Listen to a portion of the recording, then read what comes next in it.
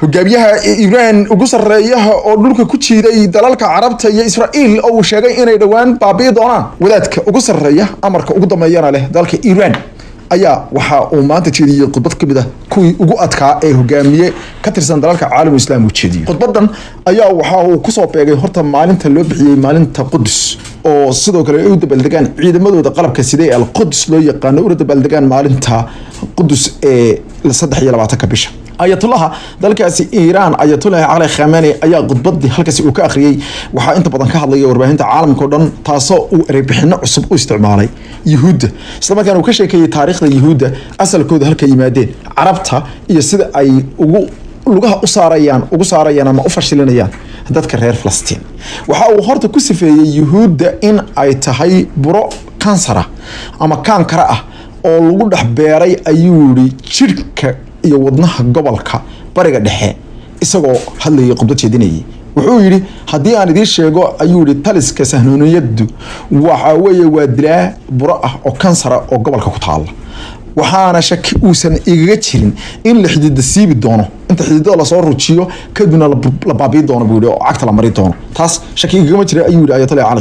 Khamenei wuxuu kaloo ku dhawaaqay in asal ahaan reer galbeedku ay yihiin kuwa ka dameeyay inay abuuraan sahnooniyad wuxuu yiri reer galbeedka ayaa soo amaamuday maamul sahnooniyad ah oo ah in uu necab yahay isirka dadka islaamka ah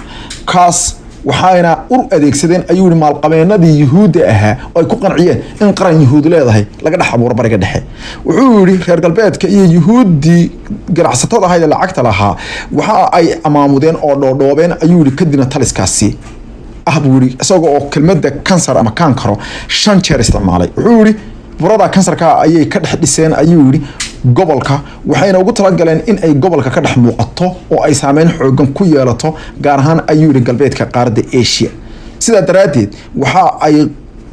quwayeen oo qalabeeyeen oo hubsiyeen ayuu yiri akhyaaligan wuxuu yiri waa akhyaali waa qabsadayaal waa talis xun waxayna wataan ayuu yiri qalab kasta oo nooc military ah oo reer galbeedku ku hubeeyay oo xataa uu ku jiro hubka nuclearka laakiin buu dhammaan waxa soo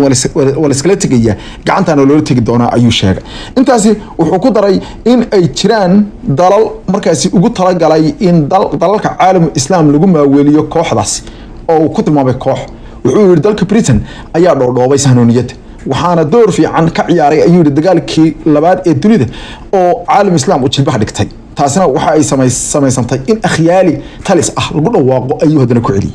ayatollah Ali Khamenei wuxuu u yimid markana ama u soo gundadagay qadiyada Falastiin wuxuu yiri marka ay timaado qadiyada Falastiin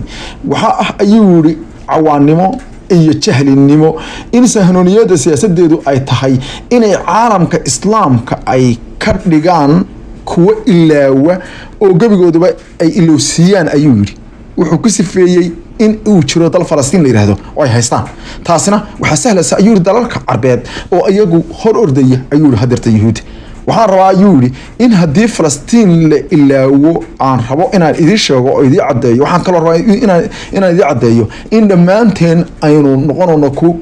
kuwa siqma oo biyaha mar ku qoosmo ayuu yiri oo saas ku baqtiya wuxuu sheegay in ay taageerada ay siinayaan cid kasta oo ka soo horjeeda Yahuuddu ay tahay siyaasadooda wuxuu yiri dad badan waxa isweydiiyaan oo yiraahdaan maxaad u taageertaa kooxaha wax iska caabinta Yahuudda ka dhanka cid kasta oo Yahuudda la diraysa kama labeed doono inaanu siino taas waan sheegayaa ayuu yiri waxaana rabnaa ayuu yiri in laga soo horjeesto ayuu yiri sahnooniyada iyo taliskooda ayatollah Ali Khamenei oo khudbad u jeedinayay markaasi ciidamada oo maqal iyo muuqaal kala hadlayay ayaa waxa uu sidoo kale sheegay in Iran ila iyo inta rasaasta u dhamaysa ay haysato aysan isdhiibi doonin aysan ogolaa doonin in Yahuud gobolka ku sii taalo hadaladan ayaa waxay ku soo beegmayaan iyadoo xiisada u dhaxaysa Israa'iil iyo Mareykanka oo dhinac iyo Iran oo cirka isku shareerayo tanina waxay daba socotaa iyadoo maraakiibtii ay dirtay dawladda dalkaasi Iran ay gaareen dalka Venezuela goordhaweeto ayaa markii biyaha aaga loo yaqaan EEC aaga markaasi ganacsiga dalka Venezuela waxa gaaray maraakiib ay u dirtay dawladda dalkaasi Iran madaxweynaha dalka Iran Hassan Rouhani ayaa waxa uu digniin ka soo saaray hadal uu u jeedinayay markaasi ama uu telefoon kula hadlayay